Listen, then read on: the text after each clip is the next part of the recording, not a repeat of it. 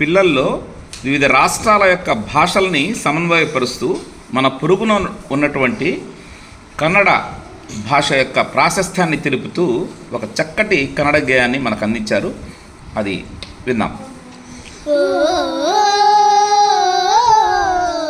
చెలువిన ముద్దిన ಮಕ್ಕಳೇ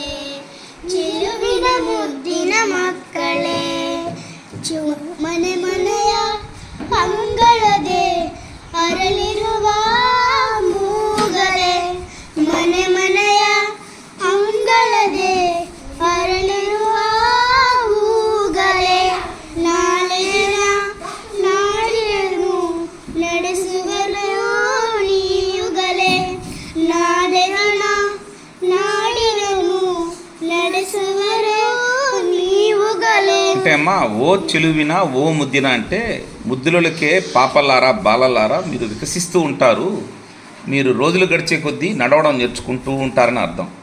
మనే మనయ అంగలదే అంటే తల్లిదండ్రులు చూపిన బాటలో ఎన్నో రీతులు నేర్చుకుంటారు, గురువులు చెప్పిన పాఠాలని చక్కగా నేర్చుకుంటారని అర్థం.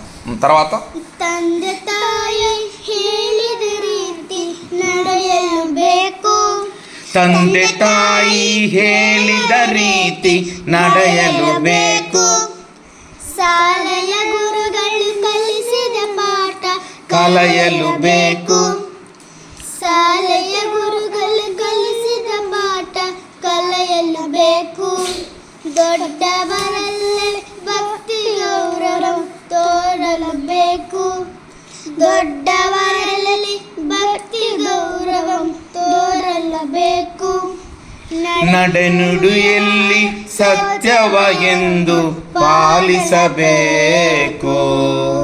అంటే నాన్న పెద్దల పట్ల భక్తిని గౌరవాన్ని పిల్లలందరూ ప్రదర్శిస్తూ ఉంటారు, నిత్యం సత్య మార్గాన్నే ఉంటూ సత్యాన్ని అన్వేషిస్తూ పయనిస్తారు అనే ఒక చక్కటి ఈ కన్నడ రాగయుక్తమైనటువంటి గేయాన్ని మీరు చక్కగా పాడారు. ఒకసారి అందరూ తప్పట్లు కొట్టండి వీళ్ళకి.